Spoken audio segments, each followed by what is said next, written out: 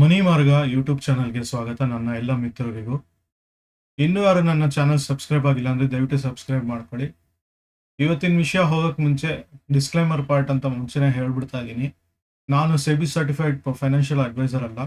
ಮೇಲಾಗಿ ಈ ಚಾನಲಲ್ಲಿ ಬರುವಂಥದ್ದು ಒಂದು ಮಾಹಿತಿಗಾಗಿ ಕೊಡುವಂಥದ್ದು ಎಜುಕೇಷನ್ ಪರ್ಪಸ್ಗೋಸ್ಕರ ಮಾಡಿರುವಂಥ ವಿಡಿಯೋಗಳು, ಇನ್ಫಾರ್ಮೇಷನ್ಗಳು.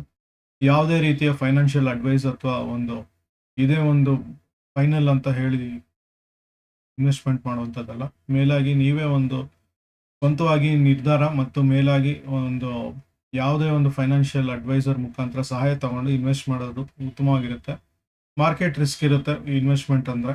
ಸೊ ಅದು ನಿಮ್ಮ ಹಾರ್ಡ್ ಅರ್ನ್ಡ್ ಮನಿ ಏನಿದೆ ಅದು ನೋಡ್ಕೊಳ್ಳಿ. ಸೊ ಇದೆಲ್ಲ ಮೂಲವಾಗಿ ತಿಳ್ಕೊಂಡು ಇನ್ವೆಸ್ಟ್ ಮಾಡೋದು ಉತ್ತಮವಾಗಿರುತ್ತೆ. ಮೇಲಾಗಿ ಮಾರ್ಕೆಟಲ್ಲಿ ಪ್ರೀವಿಯಸ್ ಪರ್ಫಾರ್ಮೆನ್ಸ್ ಫ್ಯೂಚರ್ಗೆ ಸೇಮ್ ಪರ್ಫಾರ್ಮೆನ್ಸ್ ಅಂತ ಹೇಳೋಕ್ಕಾಗಲ್ಲ. ಸೊ ಈ ವಿಡಿಯೋ ಮುಂದುವರಿಸ್ತಾ ಮುಂದಕ್ಕೆ ಹೋಗೋಣ. ನಾನು ಸ್ಟಾಕ್ 2 ತಗೊಳ್ತಾ ಇದ್ದೀನಿ. ರೈಲ್ವೆ ಸ್ಟಾಕ್ಸ್ ತಗೊಳ್ಳಿ ಅಂತ ಹೇಳಿದ್ದೆ. ರೈಲ್ವೆ ಸ್ಟಾಕ್ಸ್ RBI ನಲ್ಲೆಲ್ಲ ಉತ್ತಮವಾಗಿ ರಿಟರ್ನ್ ಅಂತೂ ಕೊಡ್ತಾ ಇದೆ. PSU ಸ್ಟಾಕ್ ಆಗಿ ಉತ್ತಮವಾಗಿ ರಿಟರ್ನ್ ಅಂತ ಕೊಡ್ತಿದೆ. ಸೊ ಇದರಲ್ಲಿ 2 ಸ್ಟಾಕ್ ಪ್ರೈವೇಟ್ ನೋಡೋಣ ಅಂತ ತಗೊಂಡಿದ್ದೀನಿ. ಒಂದು ಟಿಟಾಗರ್ ರೈಲ್ ಸಿಸ್ಟಮ್, ಇನ್ನೊಂದು ಜುಪಿಟರ್ ವ್ಯಾಗನ್. ಟಿಟಾಗರ್ ರೈಲ್ ಸಿಸ್ಟಮ್ 1400 ಚಿಲ್ಲರೆಯಲ್ಲಿ ನಡೀತಾ ಇದೆ ಈಗ. ಇವ್ರದ್ದು ಮೇನ್ ರೋಲಿಂಗ್ ಸ್ಟಾಕ್ ಅದೇನಿದೆ, ನಿಮ್ಮ ಟ್ರ್ಯಾಕ್ ಇರುತ್ತಲ್ಲ, ಅದು ಚಕ್ರಗಳ ನಡುವೆದು ಇರುವಂಥದ್ದು. ಸೊ ಇದೆಲ್ಲ ಇರ್ತವೆ. ಸೊ ಲಾಸ್ಟ್ 5 ಇಯರ್ಸಲ್ಲಿ ಕೇವಲ 7.35% ಅಷ್ಟು ಕೊಟ್ಟಿದೆ ROE. ಮತ್ತು ಈಗ ROE ಬಂದ್ಬಿಟ್ಟು 18% ಸದ್ಯ ಕೊಡ್ತಾ ಇದೆ. ಸೊ ಬುಕ್ ವ್ಯಾಲ್ಯೂ ಬಂದ್ಬಿಟ್ಟು 166. ಬಟ್ ಇಂಟ್ರೆಸ್ಟ್ ಕವರೇಜು 6.29 ಇದೆ. So it's a good. Inventory to 5 years 2.67. ಇದೆಲ್ಲ ಚೆನ್ನಾಗಿದೆ ಒಂದು ರೀತಿ. ಪ್ಲೆಜ್ ಪರ್ಸೆಂಟೇಜು 0.06, ಪಿಂಚಿಂಗ್ ಫ್ಯಾಕ್ಟ್ರಿಲಿ. ಬಟ್ ಓವರ್ ಓಕೆ ಅನಿಸುತ್ತೆ. ಕ್ವಾರ್ಟರಿ ರಿಸಲ್ಟ್ ಸಹಿತ ಸೇಲ್ಸ್ ಇಂಪ್ರೂವ್ಮೆಂಟ್ ಅಂತೂ ಕಂಡಿದೆ. ಬಟ್ ಲಾಸ್ಟ್ ಕ್ವಾರ್ಟರ್ಗೆ ಕಂಪೇರ್ ಮಾಡಿದ್ರೆ ಈ ಕ್ವಾರ್ಟರ್ದು ಸ್ವಲ್ಪ YoY ಸ್ವಲ್ಪ ಕಮ್ಮಿ ಆಗಿದೆ. ಡೌನ್ ಅಂತೂ ಆಗ್ತಾ ಇದೆ. ಬಟ್ ಇಯರ್ಲಿ ಸ್ಟೇಟ್ಮೆಂಟ್ ನೋಡಿದಾಗ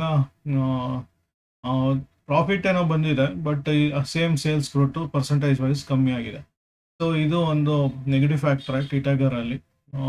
ಸೊ ಯಾರಾದರೂ ಲಾಂಗ್ ಟರ್ಮ್ ಅಂತ ಇಟ್ಕೊಂಡಿದ್ರೆ ಕನಿಷ್ಠ 200 ರೇಂಜಿಂದೆಲ್ಲ ಇಟ್ಕೊಂಡಿರ್ಬೋದು. ಲಾಸ್ಟ್ ಇಯರ್ ಆ ಟೈಮಿಂದ ಇಟ್ಕೊಂಡಿದ್ದವರು ಪ್ರಾಫಿಟ್ ಪಾರ್ಷಿಯಲಿ ಬುಕ್ ಮಾಡೋದು ಒಳ್ಳೇದು ಅನ್ಸುತ್ತೆ. ಇದು EPS ಏನೋ ಗ್ರೋತ್ ಆಗಿದೆ, ಬಟ್ YoY ಅಂತೂ ಕಮ್ಮಿ ಆಗಿರೋದ್ರಿಂದ ಸ್ವಲ್ಪ ನೋಡ್ಬೇಕಾಗತ್ತೆ. ಇದು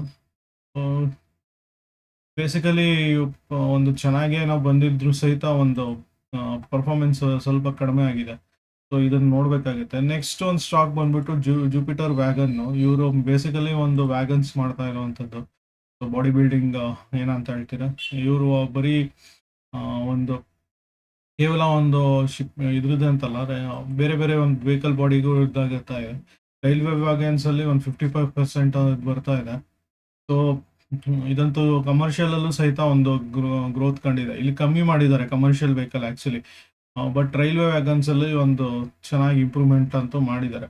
ಸೊ ರೈಲ್ ಅಲ್ಲದೆ ಮೇಯ್ನು ಇವ್ರದ್ದು ಬೇರೆ ಬೇರೆ ಕಸ್ಟಮರ್ಸ್ಗೆ ಸಹಾಯ ಮೀನ್ಸ್ ಟಾಟಾ ಮೋಟಾರ್ಸ್ ಇಂದ ಹಿಡಿದು ಅವ್ರದೇ ಇದಂತ ಬರ್ತಾ ಇದೆ, ಜೆಟ್ ಅಂತ ಬರ್ತಾ ಇದೆ. ಸಣ್ಣ ಟಾಟಾ ಎಸ್ ತರನೇ ಯುಟಿಲಿಟಿ ವೆಹಿಕಲ್. ಸೊ ಕಳೆದ ಮೀನ್ಸ್ ಮೊನ್ನೆ ಸೆಷನ್ ಸಹಿತ 5.69 ಗ್ರೋತ್ ಆಗಿದೆ. ಆಲ್ಮೋಸ್ಟ್ ಎಲ್ಲ ರೈಲ್ವೆ ಸ್ಟಾಕ್ ಏರಿದೆ.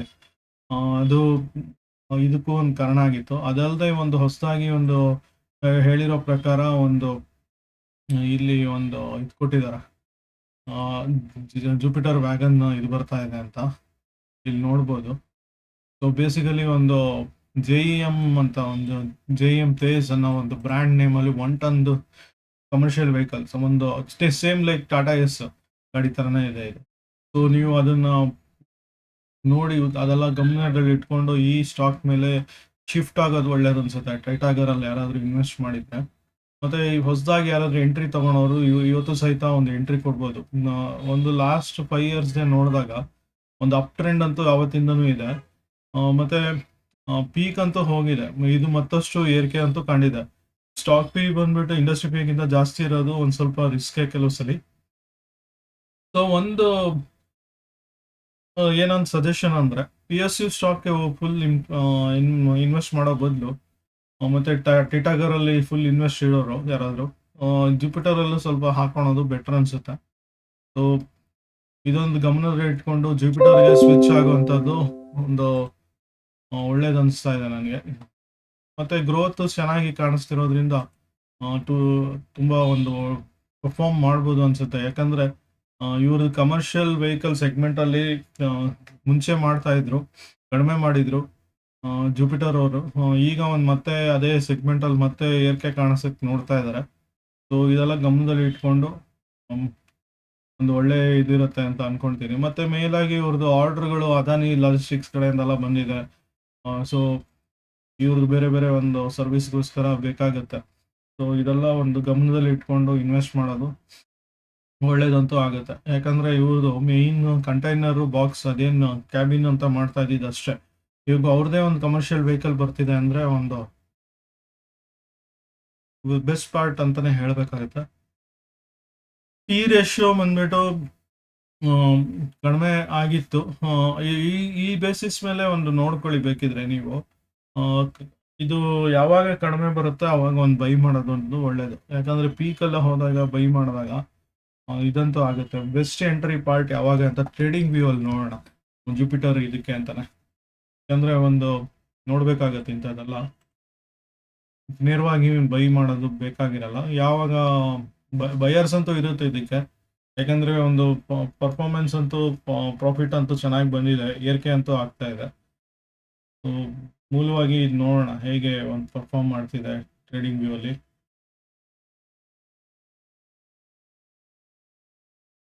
ಟ್ರೇಡಿಂಗ್ ವ್ಯೂ ಸ್ವಲ್ಪ ಸ್ಲೋ ಇರುತ್ತೆ ಆಫ್ಲೈನ್ ಇದ್ದಾಗ, ಮೀನ್ಸ್ ಮಾರ್ಕೆಟ್ ಆಗದೆ ಇರೋ ಟೈಮಲ್ಲಿ. ಸೊ ಪೇಷನ್ಸ್ ಆಗಿ ನೋಡ್ಬೇಕಾಗತ್ತೆ.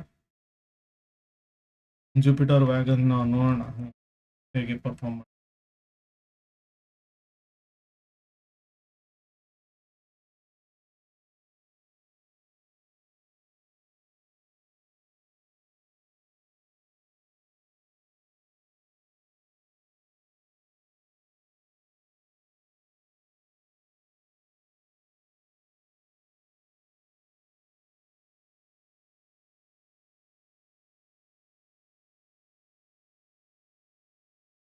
ಸೇಮ್ ನಾನು ಇಂಡಿಕೇಟರ್ ಎರಡೇ ಹಾಕೊಳ್ಳೋದು.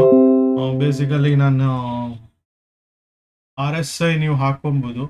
RSI ಅಲ್ಲದೆ ರಿಲೇಟಿವ್ ಸ್ಟ್ರೆಂತ್ ಅಂತ ನಾನು ಸಪ್ರೇಟ್ ನೋಡ್ತಾ ಇದ್ದೀನಿ. ನೀವು RSI ಹಾಕೊಂಡು ನೋಡೋಣ. RSI ಬೇಸಿಸೇ ನಿಮಗೆ ನಿಮ್ಮ ರೆಗ್ಯುಲರ್ ಇದ್ರಲ್ಲಿ ಬರುತ್ತೆ. ಒಂದು ಯಾವುದೇ ಒಂದು ಆ್ಯಪ್ ಇರ್ಬೋದು, RSI ಒಂದು ಬೈ ಝೋನ್ಗಿಂತ ಜಾಸ್ತಿನೇ ಇದೆ. ಹಾಗಂತ ವೆಯ್ಟ್ ಮಾಡ್ತಾ ಇದ್ರೆ ಒಂದು ಪ್ರಾಬ್ಲಮ್ ಬರುತ್ತೆ. ಸೊ ಸಣ್ಣ ಮಟ್ಟದಲ್ಲಿ ಒಂದು ಬೈ ಮಾಡೋದು ಒಳ್ಳೇದು. ಸೊ ರಿಲೇಟಿವ್ ಸ್ಟ್ರೆಂತ್ ನೋಡೋಣ.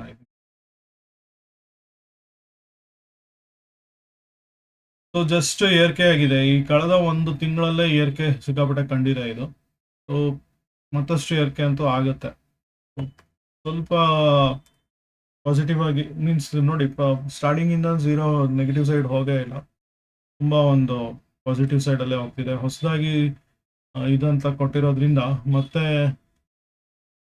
ಇದಕ್ಕಿಂತ ಜಾಸ್ತಿ ಏರಿಕೆ ಅಂತೂ ಕಂಡೇ ಕಾಣುತ್ತೆ ಇದು. ಸೊ ಇವನ್ EMI ಬೇಸ್ಡ್ ನೋಡಿದ್ರೆ ನಾನು ಹೇಳ್ದಂಗೆ ಸ್ವಲ್ಪ ಅಬೋವ್ ಓಡ್ತಾ ಇದೆ. ಬಟ್ ಏನ್ ಮಾಡೋದು,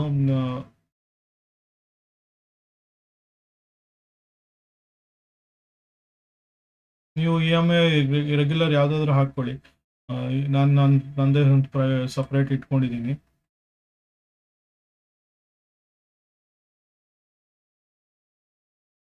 ನೋಡಿ ಟಚ್ ಅಂತೂ ಹಾಕ್ಕೊಂಡೇ ಹೋಗ್ತಾ ಇದೆ. ಇದು ನಿಮ್ಮ 40 EMIಗಿಂತ 20 EMI ಇದೆ ಆ್ಯಕ್ಚುಲಿ ಮೇಲ್ಗಡೆದು, ಇಲ್ಲಿ ನೋಡ್ತಾ ಇರ್ಬೋದು. ಮೀನ್ಸ್ 10 EMI ಅದು, 40 EMI ಇದು ಕೆಳಗಡೆ ಬರುತ್ತೆ. 200 EMಗಿಂತ ಸುಮಾರು ದೂರ ಇದೆ. ಸೊ ಬೈ ಮಾಡೋದಕ್ಕೆ ಏನು ತೊಂದರೆ ಇಲ್ಲ. ಬಟ್ ಪ್ರಾಬ್ಲಮ್ ಏನಂದ್ರೆ ತುಂಬಾ ಪೀಕಲ್ಲಿ ಇರೋದ್ರಿಂದ ಒಂದು ಅರೌಂಡ್ ಈ ರೇಂಜಲ್ಲಿ ಬೈ ಮಾಡೋದು ಒಳ್ಳೇದು ಅನ್ಸುತ್ತೆ, 5-20-30 ರೇಂಜಲ್ಲಿ. ಸೊ ಆದಷ್ಟು ನೀವು ಸ್ಮಾಲ್ ಕ್ವಾಂಟಿಟೀಸಲ್ಲಿ ಬೈ ಮಾಡಿ ಇದು ಜುಪಿಟರ್ ವ್ಯಾಗನ್ನು. ಬಟ್ ಲಾಂಗ್ ಟರ್ಮ್ಗೆ ಇದು ಮತ್ತಷ್ಟು ಏರಿಕೆ ಅಂತೂ ಆಗೇ ಆಗುತ್ತೆ.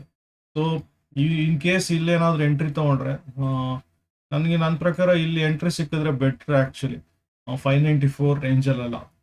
ಸೊ ಇಲ್ಲಿ ಬೈ ಮಾಡಿದ್ರೆ ಅಥವಾ ಈ ನೆಕ್ಸ್ಟ್ ಸ್ಟಾಪ್ ಲಾಸ್ ಅಂತ ಇಲ್ಲಿಗೆ ಇಟ್ಕೊಬೇಕಾಗುತ್ತೆ 566ಗೆ ಅಂತ. ಸೊ ಒಂದು 594 ಟು ಮೀನ್ಸ್ 566 ಇಂದ 594 ಇದೆ ಗುಡ್ ಬೆಟ್ ಅನ್ಸುತ್ತೆ ನಾನು ಬೈ ಮಾಡಲಿಕ್ಕೆ. ಸೊ ಎನಿಥಿಂಗ್ ಗುಡ್ ಅನ್ಸುತ್ತೆ.